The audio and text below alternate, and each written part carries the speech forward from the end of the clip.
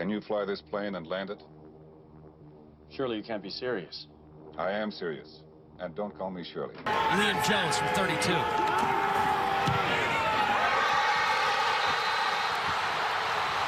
The kick is good. On the way. And it is good.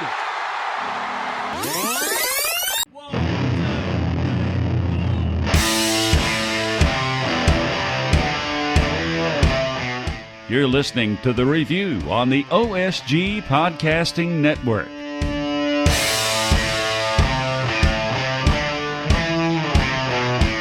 Yep, that's right. Welcome, everybody, back to another episode of The Review.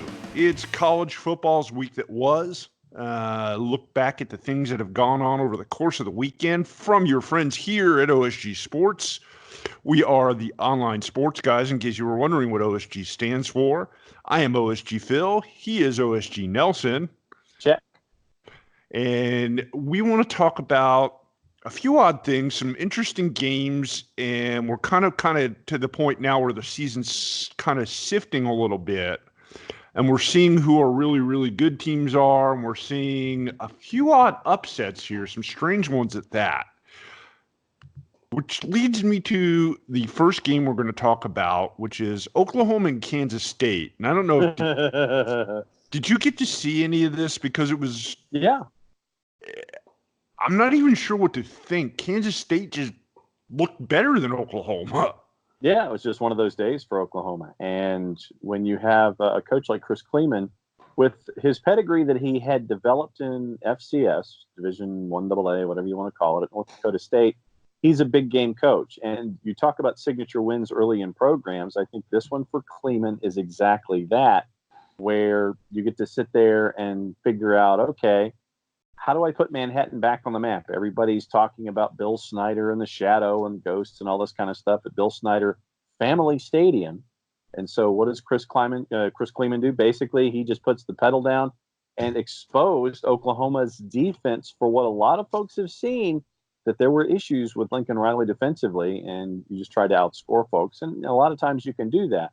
But when you go up against a team like Kansas State... So can you make the joke here that the Grinch didn't save Christmas for Oklahoma? Yeah, I think you can. And hey, the fact that you're doing it before Halloween, you get it all figured out now. But this was a signature win for Kansas State. Good on them for storming the field. Hopefully... I'm sure the university will pay whatever fine is involved when it comes to everybody hitting the field. But Oklahoma was exposed for what they can't handle defensively. And I think it's a learning experience for Lincoln Riley and a learning experience for Kansas State about how to win these games consistently, not just off the top.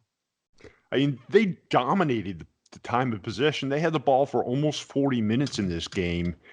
And it wasn't that they did anything incredibly great. They just did everything well. Oklahoma only turned the ball over 2 times, and Jalen Hurts put up the numbers that he's been putting up all season, but that wasn't the problem. Some of those numbers came at garbage. Well, I wouldn't even call it garbage time. For those of you who didn't get to see the game, the last couple of minutes, the fourth quarter, even to be more precise, was a sight to see as K-State was up 48-23, only to see Oklahoma rally to score 18 points in literally the blink of an eyelash. Yeah. And very nearly get the ball at the end of the game after scoring their last touchdown on an onside kick that ended up going to a review with a couple of different angles and a couple of different takes on what happened. Ultimately, the call on the field got overruled. Kansas State got the ball, ran out the clock. Game over. It's game over, man. It's game over. But this is going to have some pretty big implications over the course of the season, isn't it? Yeah, and from every angle that I saw it, a lot of folks were sitting there and looking at the ball and how it took that big sweeping left-hand turn. But then when you slow things down on a reviewable play like this, and you see that it hits the knee of a player and then takes the turn down the field where Oklahoma recovers it, that's illegal touching. You're a half yard short, and that's what happened. So this does put right now, this does turn the apple cart upside down for a lot of folks who had Oklahoma in the Final Four. Now, for me, it's probably Team 1 and Team 2 out of the SEC. It is Ohio State, and then team number 4, which is open for debate now that Oklahoma has kicked that door wide open or slammed it on their fingers. Clemson. Oh, that's Clemson. That's right. Never mind. Yeah, you're right. So team 1, team 2, Clemson, and Ohio State. That's the 4. Speaking of Ohio State, I want to move on to their game next. It's, by some accounts, it was the first game they've really were supposedly going to be challenged this season and pushed to the limit, as they played kind of a softball schedule leading into their battle with Wisconsin. However, Wisconsin was coming off a pretty bad loss and didn't put up a huge fight. Ohio State did what I thought they would do. They dominated on both sides of the ball. Justin Fields didn't have super stellar numbers, but J.K. Dobbins did. 20 carries, 163 for a couple of touchdowns. Ohio State's defense basically just shut down Wisconsin, which looked like the Wisconsin teams for the past couple of seasons that were good because they played 5 or 6 games at the beginning of the season against nobody. And then when they got tested, they folded like a house of cards. And I know a lot of folks now are getting the chance to look at Chase Young. And Chase Young is a bad man. And he will probably get any Defensive Player of the Year award or anything close to that you can name. He'll have a lot of hardware as he gets ready for the NFL draft. And really, you look at Chase Young, you look at Derek Brown, there are going to be some quality defensive players taken very, very early in the 2020 NFL draft. And Chase Young had another showcase going up against the 13th ranked team in the country. Yeah, I mean, I can't speak for everybody else, but right now, maybe I'm going to be wrong before the season's all said and done. Right now, Ohio State looks like the best team in college football to me. Yeah, you look at folks like Alabama and you wonder when they're going to be tested and how they're going to respond. Then you look at LSU and you've seen LSU be porous defensively. You wonder about Alabama and the injuries and offense and such.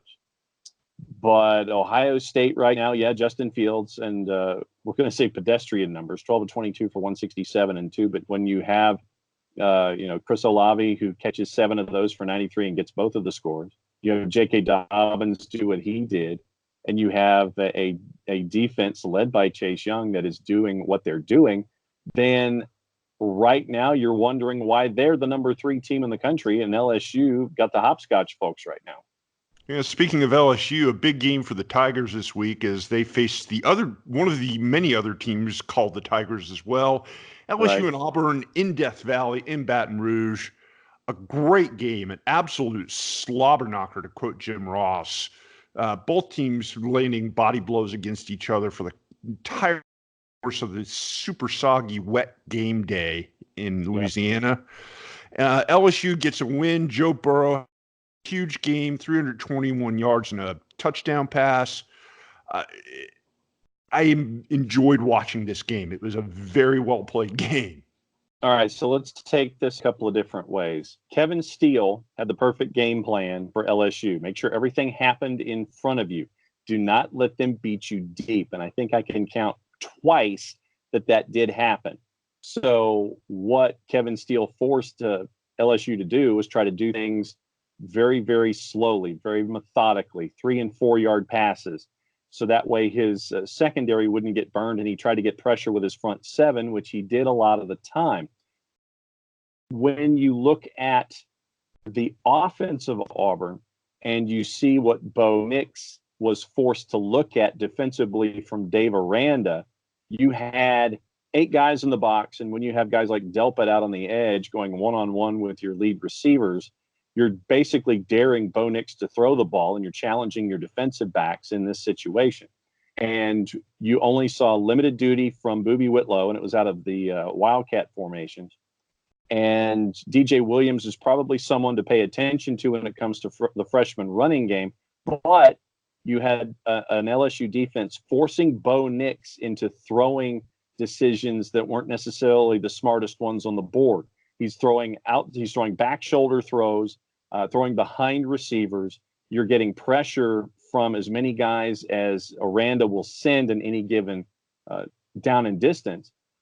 But the trust that he has in his secondary, I think, comes out well. I think that Bo Nix had another learning experience as a true freshman quarterback, and it's honestly trying to figure out how to have depth in the running game where it's not just a quick hitter from someone that you might not have had on your depth chart when it came to your studying, and knowing that when you didn't have your home run ball, you force Auburn to try to do things in ways that they're uncomfortable doing just because they're healthy. Auburn's got another couple of games coming up. They'll probably finish 9-3, 8-4, which is about right, especially when you're coming out of the SEC West. I think the Georgia game now is winnable considering what happened against with Georgia and South Carolina, and that tape went out. And now you wonder about Alabama as well for both LSU and for Auburn. So I think it'll be a very, very testy November when it comes to the SEC West. Oh, yeah. I liked the performance from LSU. I think it was their most complete performance of the season on both sides of the ball. I like this team. I think they play very well. Joe Burrow managed the game exceptionally well. You talked about the adjustments that Auburn's defense made to kind of slow LSU down. LSU was able to adjust to it. Yep. And control the pace of play, control the ball very, very well. And I'm very interested to see them coming in a couple weeks against Alabama. I think the fact that LSU's already had to play Florida, they've already played Oregon, a couple of tough games. They look battle-tested. Clyde Edwards-Helaire had a huge game, 136 yards running the ball as well, a couple of touchdown runs. A really good performance by a really good team. Coach O may be finally on to something down there in Baton Rouge. Letting his coordinators coach and staying out of it. The bottom line. That's the bottom line because Coach O said so. Daddy did it. Go Tiger. Moving on to another game I want to talk about because I was a bit surprised at the result, and that's Notre Dame and Michigan. Michigan just absolutely dominated this game. 45-14. They just ran over the top of a Notre Dame team that had shown some promise early in the season. They were just pancaked by a Michigan team that hadn't shown anything this season. Yeah, and now you're going to have that section of the Michigan community sit there and go, see, Harbaugh, see, Harbaugh, look. You're going to have – this is now probably – for those that wanted to get rid of Jim Harbaugh at the end of the season, this is probably the worst result you could have ever wished for, to bring in whomever you wanted to bring in for as a replacement, because now there's that glimmer of hope from the fan base about, hey, look, this is, we turned a corner. We beat Notre Dame. We're a top 20 team. They're a top 10 team. We're back, or something to that extent. But it's Notre Dame turned out to be an absolute facade when it came to what we thought they were, or what a lot of folks thought they were. You look at a guy like Ian Book and you're seeing some quality out of him at quarterback. Just overall, when you get run over by a Michigan team that you should not have been run over by, I have more questions now about Notre Dame. And good luck getting into the final 8 by the time we get to the end of the regular season. Another ranked team that played a game that I think is kind of interesting, and that's the Oregon win over Washington State. On the way, and it is good.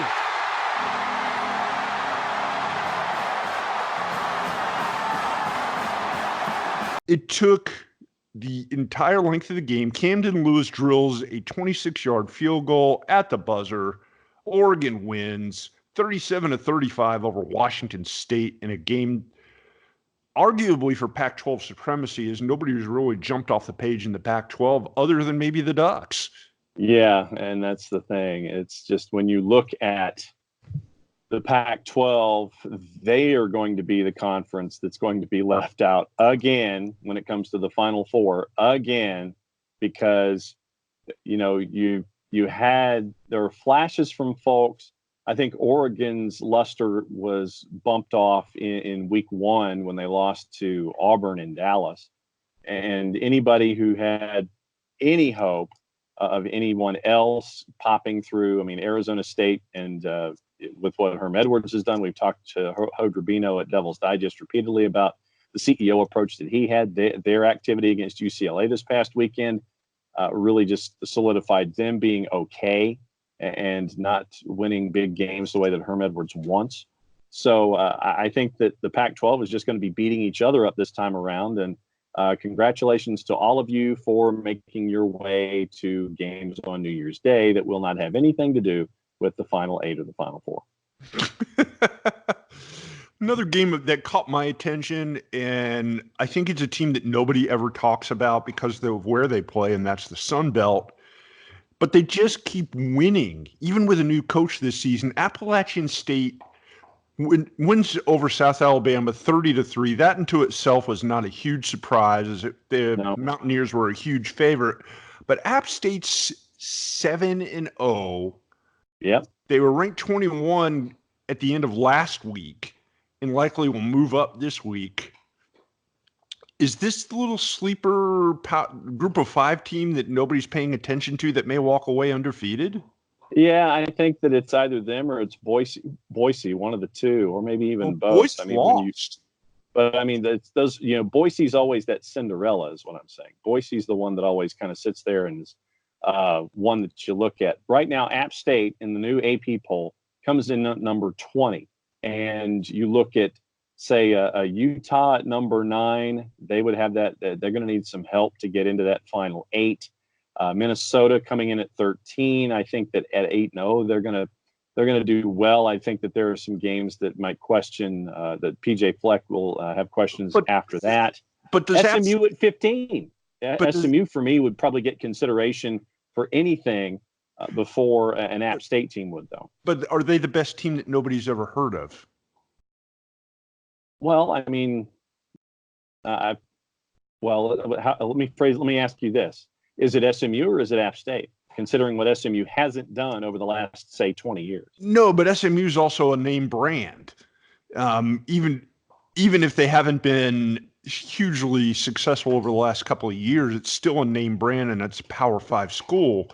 App State was playing football championship subdivision just a few years ago. Yeah, and now they're in the Fun Belt, and they're at 7-0. For me, when it comes to staying power for Appalachian State, this is Scott Satterfield's team. Yes, I know he's in Louisville. Let me explain to folks who are listening. This is the senior group that Scott Satterfield put together through his recruiting process. And yes, I know you have a boy wonder coach in his early 30s. Can he maintain when it comes to bringing in folks who can recruit and bring guys to this pedigree that is App State?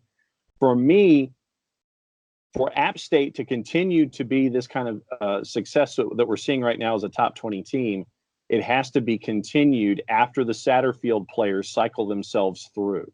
Right now, are they the quietest 7-0 team in the country and ranked above Boise State? Yes. I still think that folks are going to look at SMU and talk about what they're going through in the American right now as that team that could crack the top 16 and have some fun in the postseason. But when it comes to App State, they are to be commended. And I know a lot of folks will sit there and they'll wander back to what happened at Michigan, where App State beat Michigan at the Big House. I think this is the 10-year anniversary of that. 12. So 12. Okay. But yeah, so still you're having folks using that as their number one reference when it comes to Appalachian State. I think that this is a great push for App State, but I think that staying power is going to be important if they're going to continue to be heard of in this way. Well, the only non-conference game that they've got left on their schedule at this point is a game on November 9th at South Carolina. And considering what South Carolina did against Tennessee this past week, I wouldn't rule out App State beating them. Yeah, I know. I'm right there with you, because that was ugly, even with Jared Garantano at quarterback, then getting his hand injured and then going back in the game. It was an ugly win for Tennessee. It was an ugly defensive effort for South Carolina. And on the Saturday morning quarterback show that one of us usually drops in on down in Central Georgia on Saturday mornings, they asked me if either South Carolina or Tennessee could be bowl eligible. And I, of course, stepped right into it and said, yeah, I think that South Carolina could work their way into the back door and go 6-6. I just thought that there was more work for Tennessee to do to get to being bowl eligible. And then, of course, South Carolina just runs straight into their own hedge and just loses the football. And, yeah, it's going to be another long year for Bookkeeper Muschamp and his specs. Excuse me. We're talking about the Tennessee game. Tennessee beats South Carolina 41-21. It wasn't that close. No. I mean, that's just mind-boggling me. I did see a tweet today from Georgia State, which made me laugh all morning long. Oh? It was a little graph that said Georgia State greater than Tennessee. Oh, yeah, that one. Yeah, go ahead and explain it. Tennessee greater than South Carolina. And South Carolina greater than Georgia. Yep.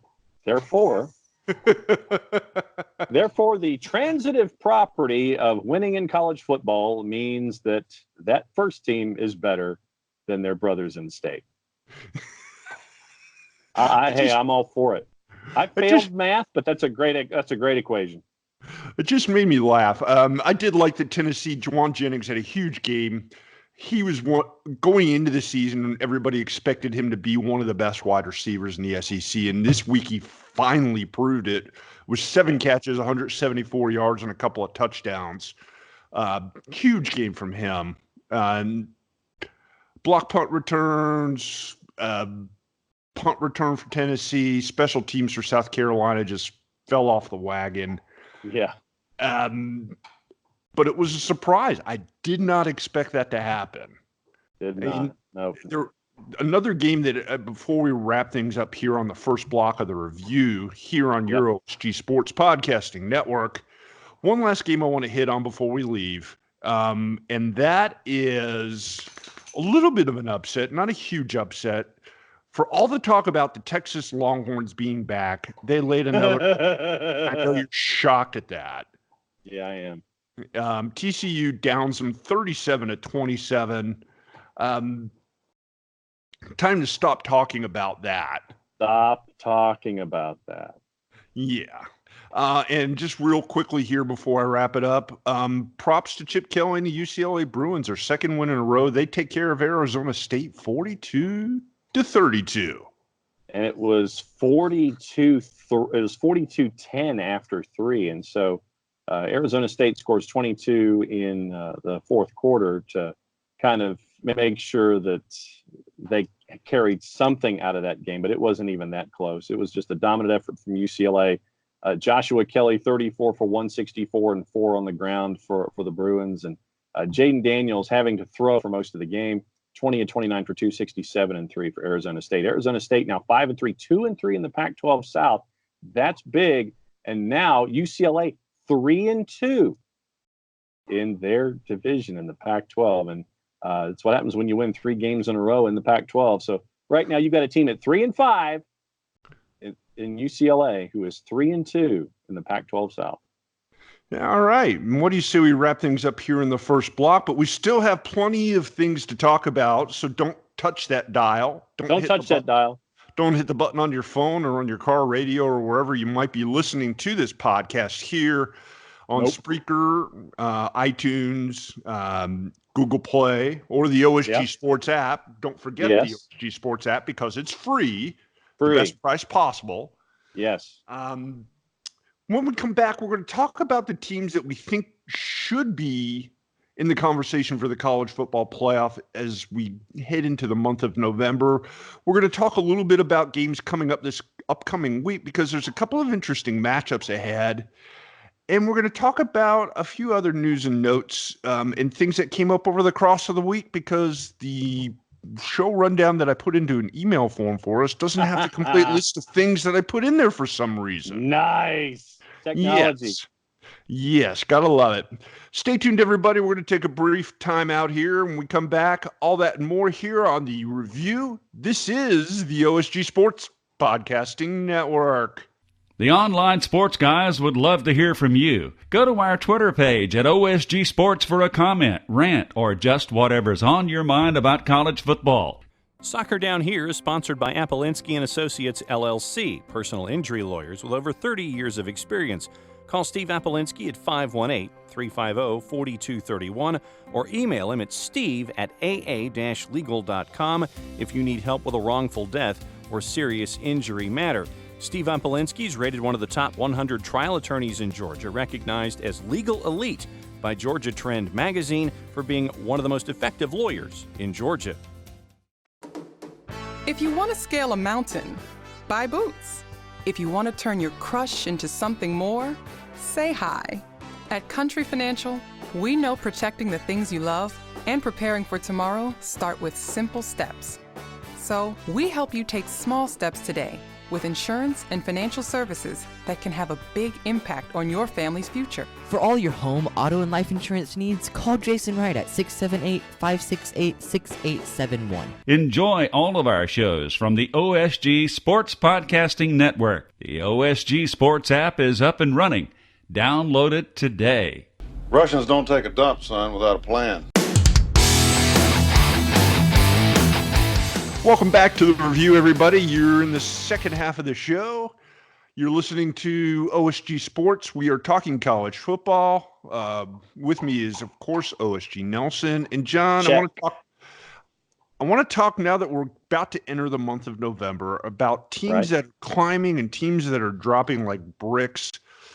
Things are kind of sorting out a little bit. We don't have a whole lot of undefeated teams left, but some interesting stuff's already come out, including the AP Top 25, which surprisingly has LSU as the number one team. Yeah. I got over Alabama, over Ohio State, and over Clemson. Okay, so here's my question for you. Who was the number one team last week? I believe it was Alabama, according to them. Did they lose? For me, according to the official poll, that being the Dirty Dozen here on the OSG Sports Network, Excellent. My number one team was Ohio State. Okay, well, all right. So did Ohio State lose? They did not. They won impressively over a ranked team. Did Alabama lose? They did not. They won hugely over Arkansas. Did LSU win? They won over a ranked team, but barely. So to me, that would mean that the order should stay the same. Yeah, you could say that. I mean, or not. In the case of the AP, and they just decided to jumble everything up, and now LSU is the new AP number one. Okay, great. This is my hang up with polls. It's almost like a beauty contest or a popularity contest. Of course. It is. Because it's not about who's the best team on the field. I mean, if you look at the way the games have been played and performance and numbers and statistics, Ohio State's the best team in the country, bar none, with Alabama a close second. Yeah. But that's not the way that they're ranked. No. I mean, I guess at the end of the day, it doesn't really mean that much because the top four teams are going to the college football playoff no matter what order they're in. Yeah. You're basically just taking them and throwing them into a pile. The seeding, the ranking is only for seeding purposes. Right. But why is so much emphasis and weight placed on the way that the games look as opposed to the actual games themselves? I don't know, and that's something that has drawn folks and changed their minds forever and ever. And for me, as a poll voter here in OSG's HQ of the state of Georgia, for me, when I've done stuff in the past, the beauty part of it has not impacted my voting. And if there are two teams that happen to be in a top 10 and the lower ranked team beat the higher ranked team, until further notice, the team that was registered lower in the top 10 that knocked off the top ranked team is always going to be placed higher than that team. And I've had two instances of it this year in the polls that I've voted for. So every single instance, where the records are the same or records have maintained and carried, I've always been the guy who, if you've won, you've kept your spot. If you had an upset and the team above you that you upset still maintains after that particular win, say like if it happens in week 4, until further notice, the team that got the upset in week 4 is going to be ranked in my poll and my voting above the team that they upset, no matter what happens if both teams continue to win out. I've never treated it as a beauty contest. Well, here are some of the things that I don't understand. One of them being that Georgia's 6-1 right now. Their one loss being not even a close loss. They got freaking hammered by a piss poor South Carolina team who lost to Tennessee. Right. And Georgia hasn't beaten anybody. For a while, the Bulldog fans could say, well, we beat Notre Dame when they were a top 10 team. They're not a top 10 team. No, not anymore. They're slightly above average. So you're talking about things and teams that live on reputation a little bit here. Yeah. Oklahoma, even with a bad loss to Kansas State, drops to 7-1. But then you've got Baylor and Minnesota both undefeated.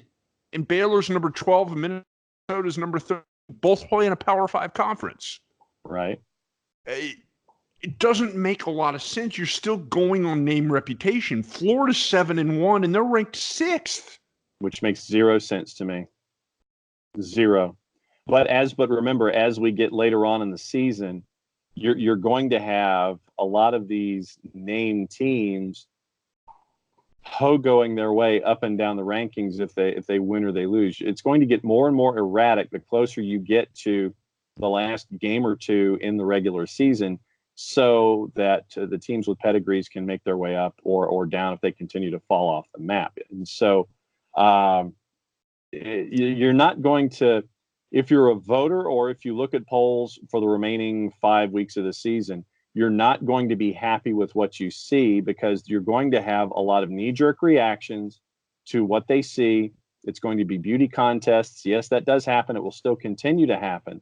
And you're also going to have the teams that have the pedigree for being those want-to-see programs. Yeah, I heard somebody else over the weekend called it being ranked based on brand recognition. Yeah, and I could see that. I mean, that's a good way to phrase it. And I think that you're going to continue to see stuff like that. And I guess if in doubt, unless seriously something happens where you have Team Chaos continuing to just lay waste to 7, 8, 9, and 10, and you have Baylor moving their way up, you have Minnesota moving their way up, you have App State moving their way up, you have SMU making their way up. Those 4 teams are going to be knocking on the door over the next month. And for me, I want to see just how far up they are allowed to go. And I'm going to say it that way because a lot of pollsters are going to sit there and go, SMU, they play in the American. They're not worth pushing it. App State, they play in the Fun Belt. They're not worth pushing a narrative. Want to bet? You want to talk about good storytelling? And yes, I know that ratings for those games will not be what the national networks are going to want if they crash the party. But it's going to be great story. There's going to be great storylines. It will not fit, though, the narrative of a lot of folks who just want to see the blue bloods in there and not seeing the little guy get a chance. Yeah, I want to change the subject a little bit. One of the things I didn't get to bring up in the first block, and it's another game that was played this past week, and I don't know if you saw what happened at the end of it. It was the Kansas versus Texas Tech game. Did you see the last couple? Oh, my God. Les Miles had another miracle happen. Let me set the table for you. I'm going to try to find the audio and drop it in here at some point in time. Okay. We go down to the last 10, 15 seconds of the game. Kansas has a chance it's a tie game. Kansas has a chance to win. They line up to kick a field goal. Texas Tech blocks the field goal attempt. Kid catches the ball as it bounces off the turf and tries to advance it. Runs into heavy, heavy traffic. Looks around for somebody to pitch the ball to and just drops the ball. Oh, it gets better. Uh-huh. A Kansas lineman falls on the ball with 2 seconds left in the game, 10 yards closer than the previous field goal attempt was. Kansas gets the ball back, clock stops due to the turnover, and guess what? The Jayhawks line up. Field goal. They line up for another field goal, and boom goes the dynamite. It's good. Game over. Kansas wins. Junior from Choctaw, Oklahoma, from 40 yards out. And the kick is blocked. Zach McPherson pitches it back. And it's recovered by Kansas. Liam Jones from 32.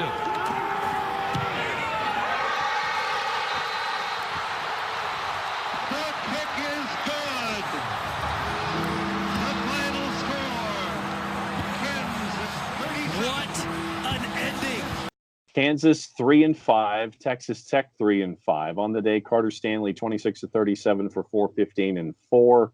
Stephon Robinson caught 6 of those for 186 and half of the touchdowns. And welcome to having Mad Hatter moments, Big 12. I had to bring that up just because anytime you can have a Mad Hatter moment like that, it's worth talking about on the show. No question.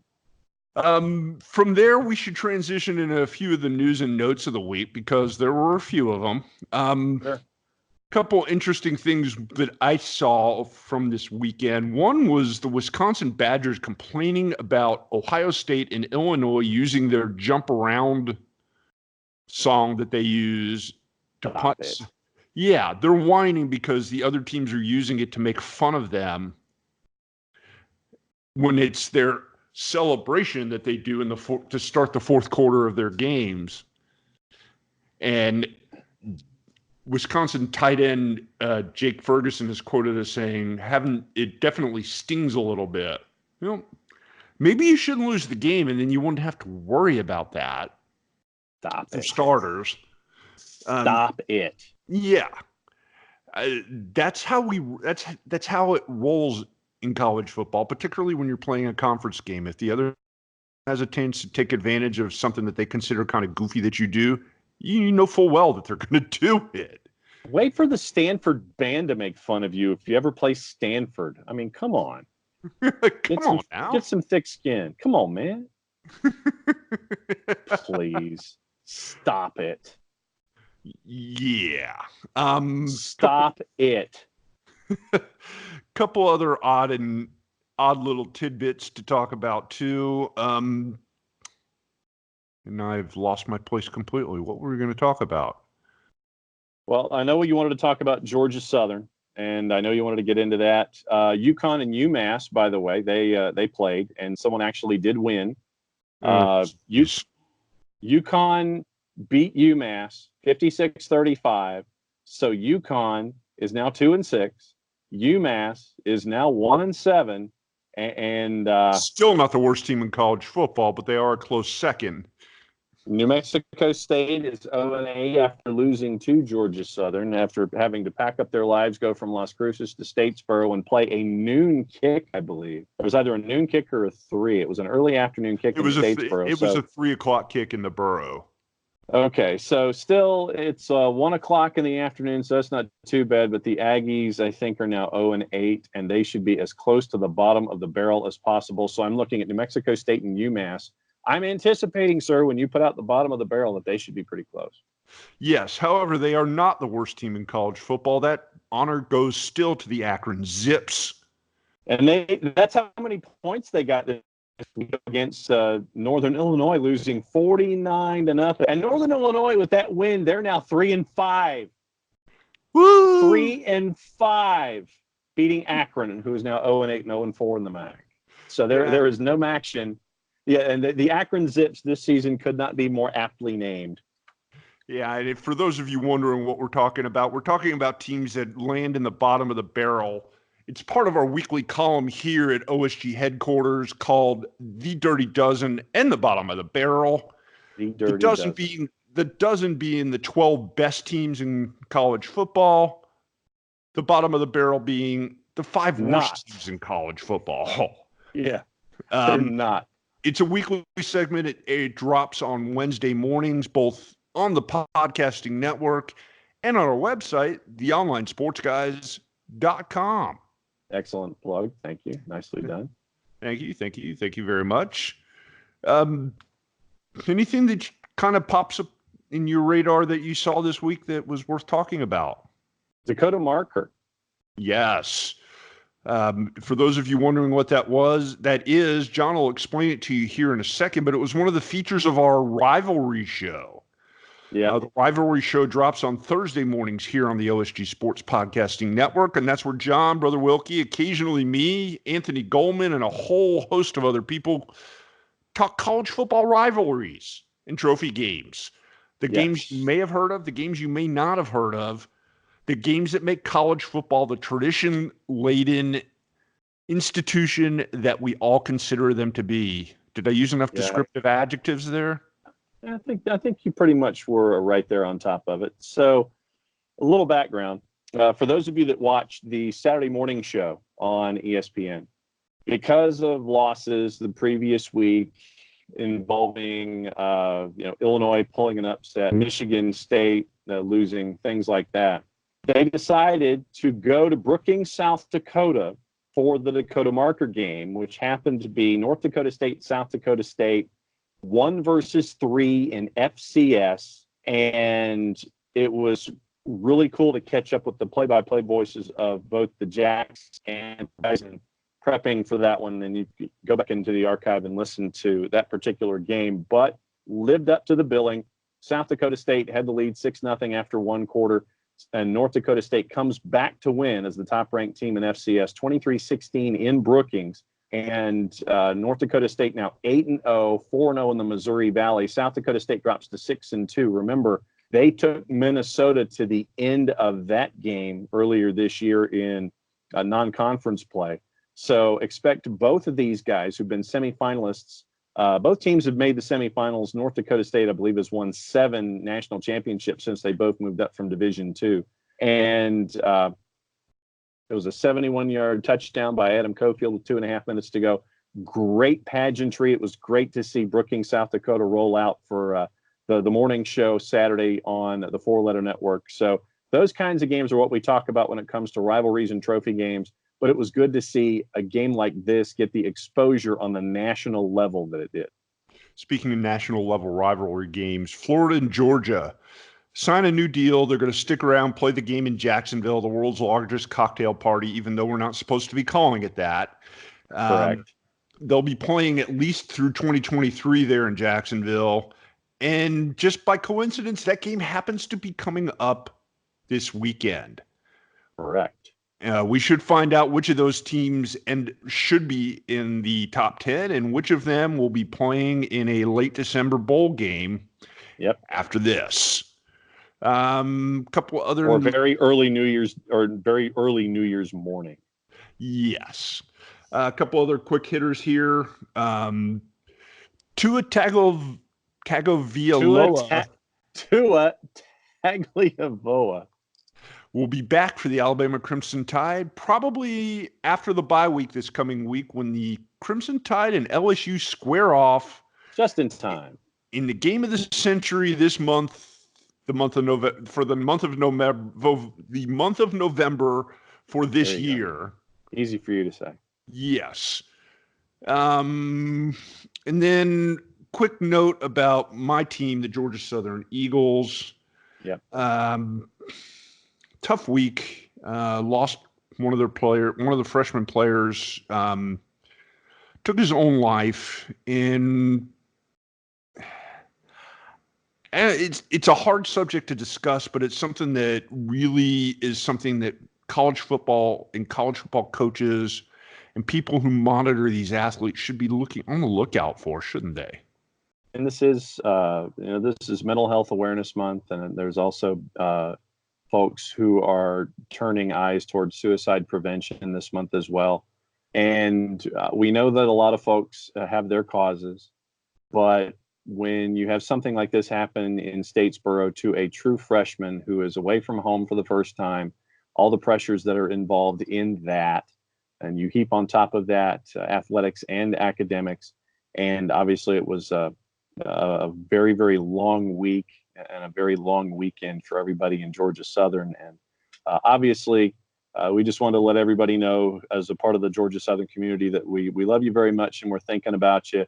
And also, if you know someone who is struggling, you know someone who is hurting, don't ever be afraid to ask what's going on. Don't ever be afraid to lend an ear. Don't ever be afraid to be counsel, because you never know who may need it. And it's probably someone closer to you than you may know and may expect. So just to keep your ears and eyes out for those closest to you, and for those that aren't necessarily closest to you, but may need that helping counsel, the hand on the shoulder, or just an ear to have somebody listen to them once in a while.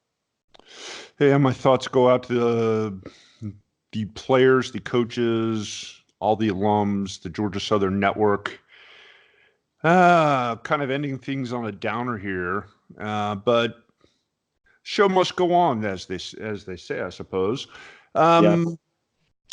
Coming up this week, we've got more rivalries and trophy games to talk about. That show will drop later in the week. The Dirty Dozen and Bottom of the Barrel will drop on Wednesday. Wilkie and Anthony will be back, hopefully, with their show. Lots of stuff here on the OSG Sports Podcasting Network to talk about.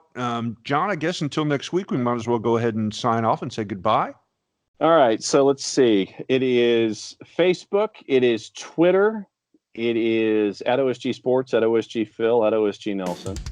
It is the YouTube channel, OSG Sports. It is the onlinesportsguys.com, and it is also the OSG Sports app, available iOS and Android. And one of these days, I'll get off my butt and get the Instagram account going too. But I digress. For OSG Nelson, I am OSG Phil. Thanks for tuning in, everybody. We will be back again next week.